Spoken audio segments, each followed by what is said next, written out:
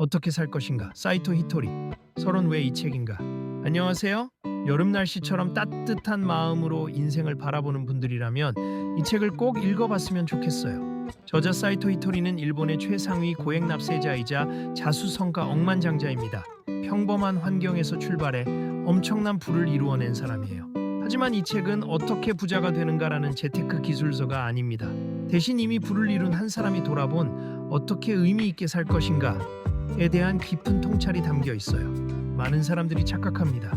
돈이 있으면 행복해질 거라고, 성공하면 마음이 편해질 거라고. 하지만 저자는 정반대라고 말해요. 기분 좋은 상태를 먼저 만들어야 돈도 따라오고, 자존감이 바탕이 되어야 참된 성공이 가능하다고요. 이 책의 핵심은 한 문장으로 압축됩니다. 어떻게 살 것인가를 정할 때 세상보다 먼저 나를 바꾸고 기분 좋은 상태를 유지하며 사람과 돈과 죽음을 대하는 태도를 바꾸면 삶 전체가 바뀐다.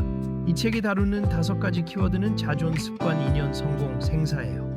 각각이 서로 연결되어 있으면서 우리가 어떻게 살아갈지를 결정합니다. 지금부터 함께 이 책의 세계에 걸어들어 볼까요? 여기서 만나는 생각들이 당신의 마음을 조금 더 가볍고 따뜻하게 만들 거라고 믿습니다. 1장, 자존지손, 나를 대하는 태도. 행복의 열쇠는 이미 당신 안에 있어요. 이 책을 읽으면서 가장 먼저 마주치는 통찰이 바로 이거예요. 세상을 바꿀 수는 없지만 나는 언제든 바꿀 수 있다. 우리는 보통 반대로 생각해요. 환경이 바뀌면, 사람이 바뀌면, 상황이 좋아지면 인생이 나아질 거라고. 하지만 저자는 그걸 뒤집어 버립니다. 세상과 타인을 바꾸는 일은 거의 불가능에 가깝거든요. 그래서 그 에너지는 차라리 포기하라고 말해요. 대신에 유일하게 100% 내 손 안에 있는 것을 바꾸세요. 그것은 바로 내 마음가짐과 나를 대하는 방식입니다. 이게 가능해질 때 일이 일어나요. 내가 바뀌면 주변 사람들이 다르게 보여요. 나한테 일어나는 일들의 의미가 완전히 달라져요. 마치 같은 영화를 다른 자막으로 보는 것처럼요. 그럼 여기서 가장 중요한 게 뭘까요? 바로 자존지순입니다. 저자가 말하는 자존은 단순한 자기애나 나는 특별하다는 공허한 자기암시가 아닙니다. 오히려 더 근본적이고 단순해요. 나는 세상에 필요한 존재이고 내가 나답게 살아가는 데에는 이유가 있다는 깊은 확신입니다. 여기에는 조건이 없어요. 돈을 많이 벌어야 한다, 좋은 직장에 다녀야 한다, 남보다 뛰어나야 인정받을 수 있다는 전제 자체를 버립니다. 저자는 오히려 그런 조건부 기준 때문에 사람들이 평생 자신을 부족한 존재로 느끼며 산다고 지적해요. 당신이 지금 이 순간 있는 그대로 충분하다는 걸 믿을 수 있을까요? 그게 자존의 출발점입니다. 작은 실패가 큰 무너짐이 되지 않으려면 자존이 낮은 사람을 보면 어떤 특징이 있을까요? 작은 불운에도 쉽게 무너져요. 누군가 한마디 비판을 하면 하루 종일 그 말을 곱씹으면서 자신을 깎아내립니다. 더 힘든 건 상대가 기분이 나빠하는 이유가 자신의 잘못이 아닐 때조차도 내가 뭔가 부족해서 그렇다 하며 모든 원인을 자신에게 돌린다는 거예요. 이렇게 되면 자신을 계속 벌주는 악순환에 빠집니다. 실수가 하나 생기면 그것이 마치 자신의 전체를 부정하는 증거처럼 느껴져요. 나는 이 정도밖에 못하는 사람이야. 이런 식으로요. 저자는 이 사고 패턴이야말로 인생을 가장 크게 망치는 요인이라고 말합니다. 반면 자존이 건강한 사람은 똑같은 상황에서 완전히 다르게 반응해요. 비판이나 실패가 와도 그것을 자신의 존재 전체에 대한 평가로 받아들이지 않는다는 거죠. 이번 선택은 좋지 않았네, 다음엔 이렇게 해봐야겠다 정도로 사건을 분리해서 봅니다. 마치 컴퓨터 파일이 손상됐을 때 나는 고장난 기계라고 생각하지 않고 이 부분을 재설치하면 되겠네 정도로 생각하는 것처럼요. 이 차이는 아주 작아 보이지만 실제 인생에서는 결정적이에요. 자존이 있는 사람은 실수 이후에도 다시 도전할 힘이 남아요. 하지만 자존이 낮은 사람은 실수 하나가 곧 자신의 인생 전체 실패처럼 느껴져서 다음 시도를 포기해버립니다. 당신은 당신을 칭찬할 자격이 있어요. 자존을 회복하기 위해 저자가 제안하는 가장 직접적인 방법이 있어요. 바로 스스로를 칭찬하는 습관입니다. 이건 좀 신기한데 저자는 겸손을 강조하지 않아요. 오히려 반대예요. 조금 주제넘게 칭찬하라고 말합니다. 어떤 식으로 해야 할까요? 예를 들어 오늘도 지각하지 않고 출근한 당신에게 이 정도면 책임감 있는 사람이지 라고 말해주는 거예요. 힘들어도 끝까지 일을 마무리한 당신에게 나 꽤 멋있는데 라고 인정해주는 거고요. 사소해 보이는 행동까지 구체적으로 칭찬하는 게 중요해요. 나는 대단해처럼 추상적인 문장보다 오늘도 하기 싫은 일을 해냈다, 사소한 친절을 실천했다처럼 눈앞에서 방금 일어난 사실을 근거로 말을 건네면 마음이 훨씬 더 쉽게 받아들입니다. 중요한 건 소리내어 말하는 것이에요. 머릿속으로만 하는 것보다 실제로 입으로 말해보세요. 내가 이 정도면 정말 잘하고 있다고요. 말로 표현하는 순간 생각은 훨씬 더 선명해지고 몸과 표정까지 같이 변합니다. 처음엔 어색할 거예요. 이게 뭐 하는 짓인가 싶을 수도 있어요. 하지만 저자는 이 어색함이 사라질 때까지 계속 반복하라고 말합니다. 왜냐하면 지금까지 당신의 뇌는 자신을 비난하는 말에 너무 익숙했기 때문이에요. 그래서 약간 과할 정도의 칭찬이 들어가야 균형이 맞춰지는 거죠. 여기서 정말 중요한 포인트는 결과와 상관없이 나를 칭찬하는 연습입니다. 우리는 보통 좋은 결과가 나왔을 때만 자신을 인정하려고 해요. 시험에 붙으면 나를 칭찬하고 떨어지면 오히려 더 심하게 자신을 몰아붙입니다. 저자는 이걸 거꾸로 뒤집으라고 권해요. 결과가 좋을 때는 물론이고 결과가 좋지 않아도 그래도 도전했다. 포기하지 않고 끝까지 갔다는 사실을 칭찬하라는 거예요. 그렇게 해야만 도전하는 습관이 유지되고 인생 전체의 시도 횟수가 늘어나요. 장기적으로 보면 결과보다 시도 횟수가 성공 가능성을 결정짓거든요. 비교에서 벗어날 때 비로소 시작된다. 이 장에서 또 하나 중요한 걸 다루는데 바로 남과 비교하는 습관을 경계하는 거예요. 비교는 대부분 자신을 깎아내리는 방향으로만 작동해요. 누군가 나보다 더 돈을 잘 벌고 더 능력 있어 보이고 더 인기가 많아 보이는 순간 우리는 곧바로 자신의 부족한 목록을 떠올려요. SNS를 보면 더욱 심해져요. 저자는 비교의 출발점부터 바꾸라고 말합니다. 남을 기준점으로 삼지 말고 어제의 나와 오늘의 나를 비교하세요. 어제보다 오늘이 1cm라도 나아졌다면 그것만으로도 충분히 인정할 이유가 됩니다. 이때 조금 나아진 자신을 발견하는 눈 자체가 자존의 중요한 요소예요. 당신의 성장을 지켜보는 것은 당신 자신이어야 합니다. 다른 누구도 아니고요. 자존과 타인 존중은 함께 자라요. 마지막으로 정말 아름다운 메시지가 있어요. 자신을 진심으로 존중하는 사람만이 타인도 온전히 존중할 수 있다는 거죠. 스스로를 마음속에서 계속 깎아내리는 사람은 무의식적으로 타인도 비슷한 눈으로 봅니다. 상대의 장점을 있는 그대로 보기보다 저 사람은 저것도 부족할 거야 라며 결핍을 먼저 찾는 습관이 생기기 쉬워요. 반대로 자기 안의 가치를 인정하는 사람은 타인의 강점도 편안하게 인정합니다. 나는 나대로 소중하고 저 사람은 저 사람대로 소중하다 라는 문장이 자연스럽게 떠오르는 상태. 이게 자존과 타인 존중이 함께 자라는 지점이에요. 결국 이 장을 통해 저자가 전달하고 싶은 메시지는 분명합니다. 인생의 많은 문제가 사실은 자존의 문제에서 출발한다는 것입니다. 돈 문제, 관계 문제, 일 문제, 심지어는 건강 문제도 나는 소중하지 않다, 나는 늘 부족하다는 전제를 깔고 살아가면서 스스로를 혹사시킨 결과일 수 있어요. 그래서 저자는 인생을 바꾸는 첫 단계를 거창한 계획이나 목표 설정이 아니라 지금 이 자리에서 자신에게 건네는 한마디 말부터 시작하라고 합니다. 나는 꽤 괜찮은 사람이다. 오늘도 잘 버텼다. 이 정도면 정말 잘하고 있다. 이런 문장들을 하루에도 여러 번 자신에게 들려주는 것. 그것이 이 책이 제안하는 자존의 연습입니다. 2장 습관 시관 기분 좋은 상태의 힘. 기분이 먼저 결과는 뒤따른다. 당신은 지금 기분이 좋아야 행복해질 거라고 생각하나요? 아니면 먼저 성공하고 성과를 내야 기분이 좋아질 거라고 생각하나요? 저자는 정반대라고 말해요. 기분이 먼저다. 결과는 뒤따른다. 많은 사람들이 이렇게 생각합니다. 더 나은 집이 생기면, 더 나은 직장으로 가면, 더 넉넉한 통장이 생기면 비로소 행복해질 수 있을 거라고요. 하지만 저자는 이 순서를 거꾸로 뒤집으라고 합니다. 왜냐하면 돈은 결국 행복해지기 위해 필요한 수단일 뿐인데 정작 지금 이 순간 행복한 기분을 연습하지 않으면 어떤 결과를 얻어도 만족은 길게 가지 않기 때문이에요. 부자들을 봐도 그래요. 돈이 많은데도 불행한 사람들이 있죠. 저자가 제안하는 건 마치 운동처럼, 수행처럼 혹은 훈련처럼 좋은 기분을 유지하려는 노력을 매일 반복하자는 거예요. 마음의 기본값을 바꿔보세요. 여기서 말하는 기분 좋은 상태는 단순한 감정의 들뜸이 아닙니다. 저자는 이것을 기본값이라고 표현해요. 즉, 평소에 자동으로 돌아가는 마음의 상태를 말합니다. 생각해보면 모든 사람에게 평소에 익숙하게 머무는 심리적 온도가 있어요.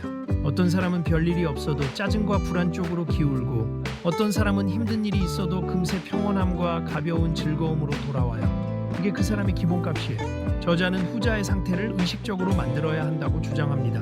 왜냐하면 삶에서 일어나는 일을 마음대로 조절할 수 없다면 최소한 그 일을 받아들이는 기본 상태는 연습을 통해 바꿀 수 있기 때문이에요. 말 한마디가 당신의 기분을 만든다. 그럼 이 기본값을 어떻게 바꿀까요? 저자는 그 출발점으로 밝음과 즐거움을 키워주는 말과 표정을 강조해요. 저자의 세계관에서는 말에 일종의 기운이 깃들어 있습니다. 좋은 기운을 지닌 말을 쓰면 말을 하는 사람과 듣는 사람 모두의 기분이 밝아지고 그 자리에 흐르는 공기 자체가 달라져요. 반대로 불평, 비난, 불안, 두려움을 반복해서 말하면 그 말들이 만들어내는 분위기 속에서 스스로 더 지치고 무기력해집니다. 여기서 중요한 건 현실을 부정하라는 게 아니에요. 어떤 언어로 현실을 다루느냐를 선택하라는 태도입니다. 같은 상황이라도 망했다라고 말하느냐, 조금 어렵지만 해볼만하다라고 말하느냐에 따라 그 이후에 떠오르는 생각과 행동이 완전히 달라져요. 저자는 특히 혼잣말에 힘을 주목합니다. 사람은 하루에도 수없이 자신과 대화를 나누거든요. 이때 무심코 내뱉는 혼잣말이 자신의 기분을 결정짓는 데 큰 역할을 합니다. 저자는 난 참 행복해, 고마운 일이야, 못할 것도 없지 와 같은 말을 습관적으로 반복했다고 알려져 있어요. 이런 표현은 단지 마음을 속이는 주문이 아니라 스스로에게 거는 일종의 자기 최면입니다. 부정적인 혼잣말을 줄이고 긍정적인 혼잣말을 늘릴수록 뇌는 점점 나는 운이 좋은 사람, 나는 해낼 수 있는 사람이라는 새로운 기본 이미지를 받아들이게 돼요. 결국 기본값이 올라가는 거죠. 표정이 기분을 따라가는 게 아니라 기분이 표정을 따라간다. 또 하나 중요한 도구는 바로 표정입니다. 저자는 미소를 몸에 배게 하라고 조언하면서 일부러 입꼬리를 올려 웃는 얼굴을 만드는 연습을 하라고 해요. 처음엔 억지로 웃는 느낌이 들 수 있지만 얼굴 근육이 위로 당겨지는 것만으로도 마음의 에너지가 조금씩 따라 올라갑니다. 혼자 있을 때도 재미있는 것을 본다고 상상하며 살짝 웃어보세요. 거울 앞에서 웃는 얼굴을 스스로 확인해보세요. 이게 다 수행처럼 작은 연습이에요. 저자의 말은 몸이 먼저 변하면 기분이 따라온다예요. 하루 종일 굳은 표정으로 있으면 생각도 점점 굳어져요. 반대로 표정이 부드러워지면 생각도 부드러워집니다. 이건 신기하지만 과학적으로도 증명된 거예요. 얼굴 근육의 움직임이 뇌에 신호를 보내거든요. 멋진 척 하다 보면 정말 멋진 사람이 돼요. 여기 또 하나의 아이디어가 있어요. 바로 멋진 척의 힘입니다. 여기서 말하는 척은 거짓된 포장이 아니라 앞으로 나아가고 싶은 방향을 향해 잠시 앞당겨서 연기해보는 행위에 가까워요. 예를 들어 실제로는 자신감이 없더라도 나는 괜찮은 사람이야 라고 말하고 당당한 자세를 취해보는 거예요. 기분이 가라앉을 때도 일부러 한층 더 느긋하고 품위 있게 행동해 보는 거고요. 이런 자기 최면적인 연기를 반복하다 보면 어느 순간 그 모습이 연기가 아니라 진짜 자신이 되어 있어요.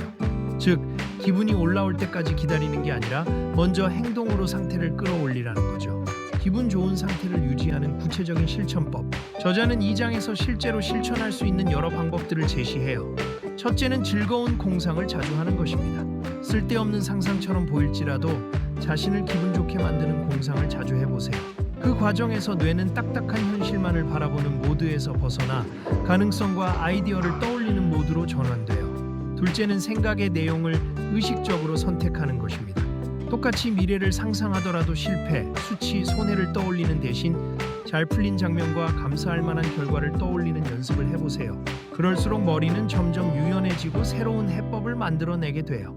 기분 좋은 상태가 바꾸는 건 미래뿐 아니라 과거도 바꾼다. 저자는 흥미로운 주장을 합니다. 기분 좋은 상태를 유지하는 습관이 결국 운까지 바꾼다는 거예요. 생각해보세요. 어떤 사람은 출근길에 오늘도 피곤하겠다, 짜증나는 일이 생기겠지 라는 생각을 반복해요. 또 다른 사람은 나는 운이 좋은 사람이다, 오늘도 뭔가 좋은 일이 생길 거야 라고 되뇌며 하루를 시작해요. 두 사람 모두 같은 도시, 같은 교통, 같은 회사로 향하지만 하루를 받아들이는 방식과 눈에 들어오는 장면은 완전히 달라집니다. 저자의 말은 운이 좋다라고 반복해서 말하는 사람에게는 점점 그런 증거들이 모이게 된다는 거예요. 반대로 힘들다, 안 된다를 달고 사는 사람에게는 그 말을 입증해주는 사건들이 눈에 더 잘 들어와요.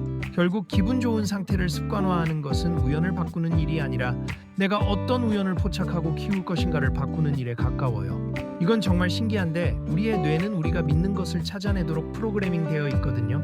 기분 좋은 상태를 유지하는 것이 수행이다. 마지막으로 중요한 포인트가 있어요. 저자는 억지로 참는 것을 좋은 습관으로 보지 않습니다.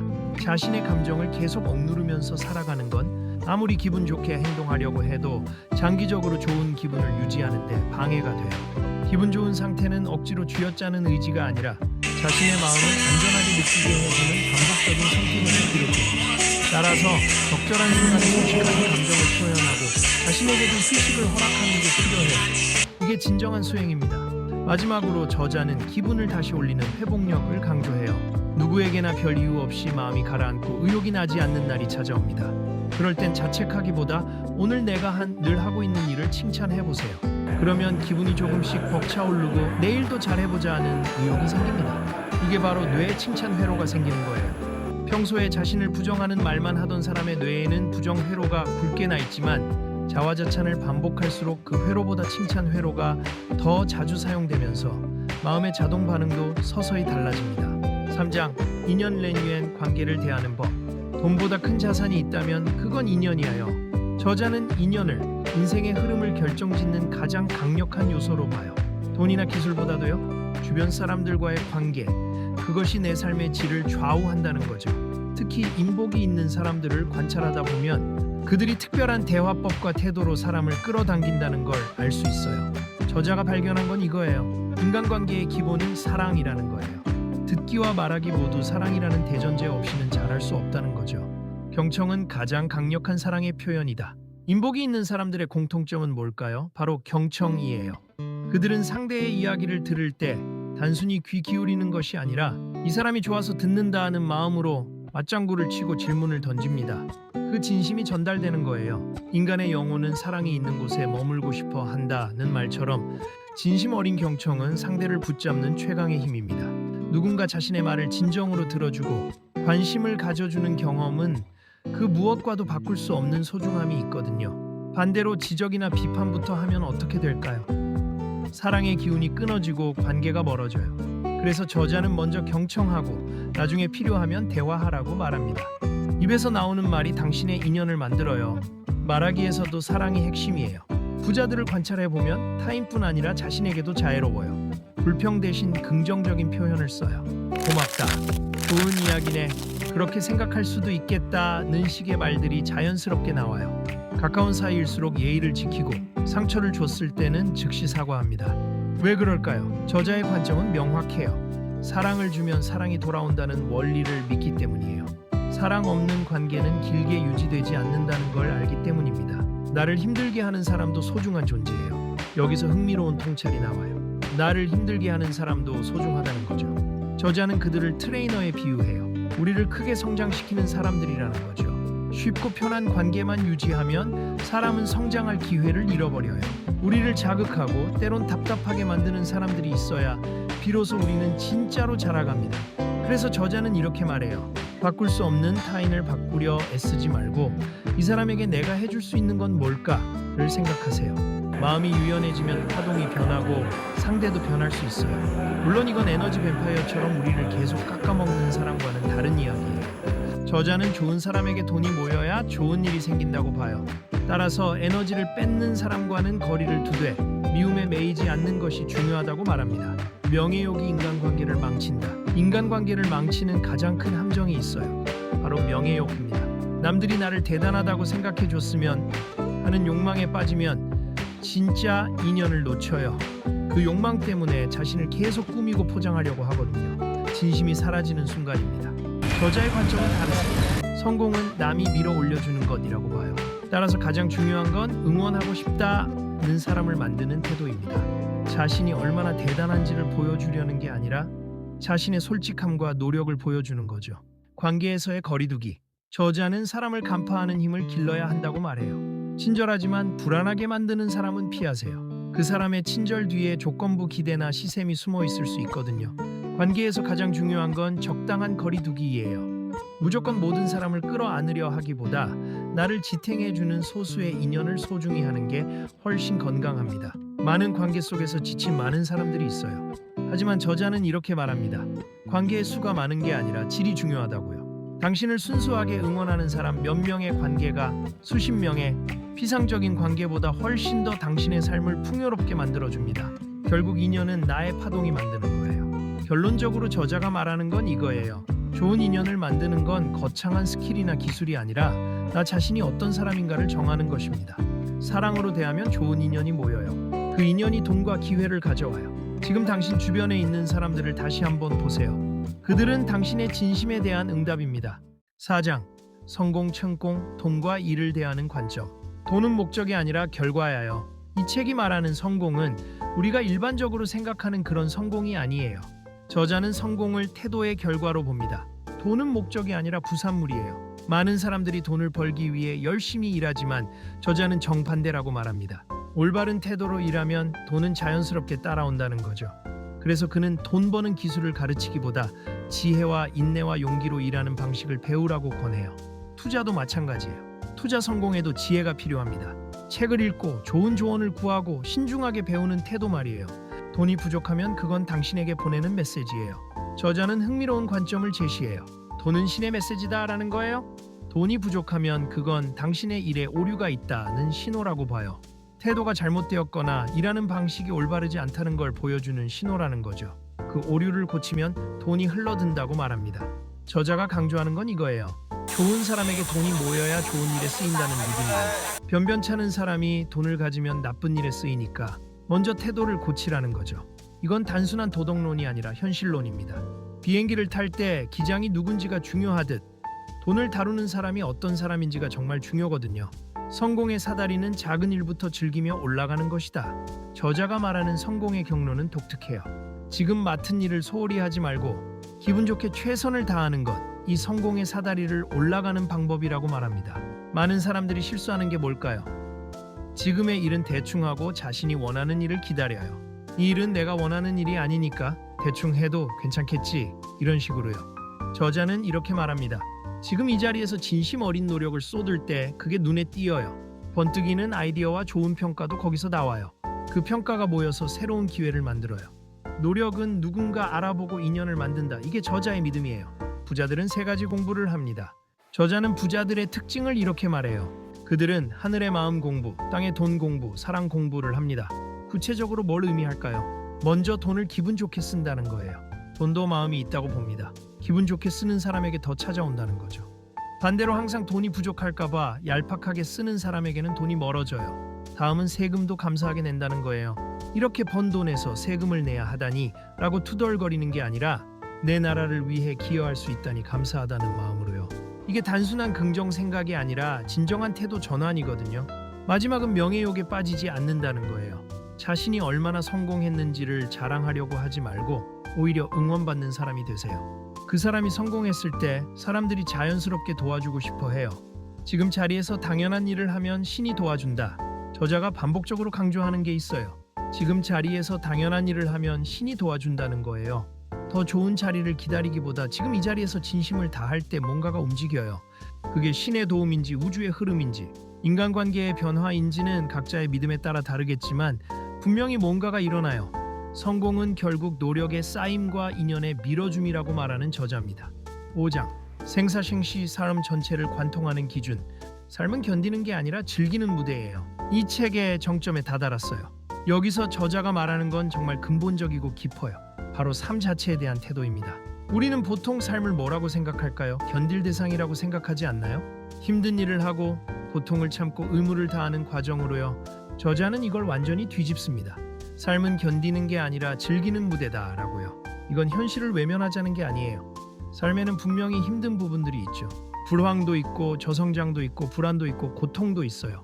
저자는 그 현실을 부정하지 않으면서도 그 속에서 어떻게 기분 좋게 살아갈 것인가를 묻습니다. 인간은 영혼을 입은 육체다. 저자는 이렇게 말해요. 인간은 육체를 입은 영혼이라고요. 우리가 죽음을 두려워하는 이유 중 하나는 죽음을 모든 것의 끝으로 생각하기 때문입니다. 하지만 저자의 관점은 다르세요. 죽음은 고향으로의 여행에 가깝다고 봐요. 소멸이 아니라는 거죠. 이 관점이 중요한 이유가 뭘까요? 왜냐하면 이렇게 생각하는 순간 인생이 바뀌어요. 불안이 줄어들고 지금 이 순간이 더 소중해져요. 고통을 보는 방식을 바꿔보세요. 생사를 이야기할 때 피할 수 없는 주제가 바로 고통입니다. 삶을 고통으로 보는 건 착각이라고 저자는 말해요. 끙끙대는 대신 별 수 없지 즐기자로 전환하세요. 이건 악관적인 게 아니라 현명함입니다. 일어난 일을 바꿀 수 없다면 그것을 받아들이는 내 태도는 바꿀 수 있거든요. 이때 1장의 자존과 2장의 기분 좋은 습관이 빛나요. 자신을 존중하고 어떤 상황에서도 기분을 올릴 수 있으면 고통도 견딜 수 있게 되거든요. 죽음을 의식할 때 지금이 빛난다. 생사를 얘기할 때 정말 중요한 게 있어요. 죽음을 의식하는 태도입니다. 언젠가는 끝나는 삶이라는 걸 알 때 지금이 얼마나 소중한지 알게 돼요. 남의 시선, 수치심, 명예보다 내가 나의 인생을 즐겼는가를 기준으로 삼게 됩니다. 생각해보세요. 우리의 유한한 시간을 남들의 평가를 받기 위해 쓰는 건 너무 아깝지 않나요? 저자는 이렇게 권해요. 죽음을 앞두고 인생을 되돌아볼 때 나는 내 인생을 충분히 즐겼나? 이 질문에 그래, 나는 내 삶을 즐겼어 라고 대답할 수 있는 사람이 되세요. 진정한 부부가 뭔지 알게 돼요. 이 책이 처음부터 끝까지 말하는 게 뭘까요? 진정한 부부가 뭔지입니다. 재산이 많은 것 아니에요. 저자가 말하는 진짜 부는 흔들리지 않는 중심입니다. 즉, 어떤 상황에서도 나답게 기분 좋게 살아갈 수 있는 내면의 상태를 말합니다. 더 빨리, 더 많이가 아니라 더 기분 좋게, 더 나답게 라는 새로운 기준을 제시하는 거죠. 불황 속에서도 저성장의 시대에도 확실하지 않은 미래 앞에서도 자신의 중심을 유지하면서 기분 좋게 살아가는 것, 이게 바로 진짜 부자의 모습입니다. 생사를 아우르는 태도. 이 책의 5가지 키워드를 다시 정리하면 이래요. 자존으로 자신을, 습관으로 기분을, 인연으로 사람을, 성공으로 돈을 대하세요. 그리고 생사는 이 모든 것을 관통하는 관점이 되어요. 언젠가 죽음 앞에서 지금의 모든 선택과 태도가 의미를 갖게 되거든요. 결론, 나는 앞으로 어떻게 살 것인가? 결국 어떻게 살 것인가는 당신이 정하는 것. 여기까지 이 책을 함께 살펴봤어요. 혹시 마음속에 뭔가가 울리는 문장이 있었나요? 저자는 이 책을 통해 어떻게 살 것인가? 라는 근본적인 질문을 던집니다. 뭔가 거창한 인생 설계를 요구하는 게 아니라 지금부터 당신이 어떤 태도로 살아갈 것인가를 스스로 정하라는 거예요. 오늘 하루 동안 당신 자신에게 한 번이라도 좋은 말을 걸어보세요. 오늘도 잘 버텼다. 나 꽤 괜찮은데 라는 식으로요. 그리고 누군가에게 진심으로 귀 기울여 보세요. 당신의 이야기가 듣고 싶다는 마음으로요. 지금 맡은 일을 기분 좋게 해보세요. 이런 작은 선택들이 모여서 뭔가를 만들어요. 그게 습관이 되고, 습관이 태도가 되고, 태도가 삶이 돼요. 당신의 중심을 찾아보세요. 이 책을 읽으면서 가장 중요한 깨달음 하나는 이거예요. 당신의 인생을 바꿀 수 있는 유일한 사람은 당신이라는 거예요. 환경이 바뀌길 기다리지 말고, 주변 사람들이 변하길 기다리지 말고, 시점을 기다리지 마세요. 지금 이 순간 당신의 생각을 바꾸고, 당신의 말을 바꾸고, 당신의 태도를 바꿀 수 있습니다. 그렇게 하면 주변이 조용히 달라져요. 당신을 보는 눈이 달라지고, 당신에게 일어나는 일이 달라지고, 당신의 삶이 달라져요. 기분 좋은 상태의 힘을 믿어보세요. 마지막으로 당신에게 건네고 싶은 말이 있어요. 당신이 지금 기분 좋지 않다고 해도 괜찮습니다. 하지만 지금부터 기분 좋아지려고 노력할 수 있어요. 작은 미소부터 시작하세요. 긍정적인 혼잣말부터 시작하세요. 현재에 감사하는 마음부터 시작하세요. 그 습관이 모여서 당신의 기본값을 바꿀 거고, 그게 당신의 운을 바꿀 거예요. 정말이에요. 당신은 충분해요. 결국 이 책이 가장 원하는 말은 이거 같아요. 당신은 이미 충분해요. 당신이 더 벌어야 충분한 게 아니고, 더 성공해야 충분한 것도 아니고, 더 많은 사람들에게 인정받아야 충분한 것도 아니에요. 지금 이 순간 당신은 이미 충분합니다. 그 충분함 위에서 당신이 당신 자신을 대할 때, 당신이 주변을 대할 때, 당신이 일을 할 때 모든 게 달라져요. 당신의 인생은 당신이 만드는 거고, 그 인생을 즐기기로 선택하는 것도 당신입니다. 지금부터 한 걸음씩 당신다운 방식으로 나아가 보세요. 그 길 위에 당신이 찾던 행복이 있을 거라고 믿어요. 이 책이 전하는 핵심, 다시 한번 어떻게 살 것인가를 묻고, 세상보다 먼저 나를 바꾸고 기분 좋은 상태를 유지하며 사람과 돈과 죽음을 대하는 태도를 바꿀 때 당신의 삶 전체가 바뀐다.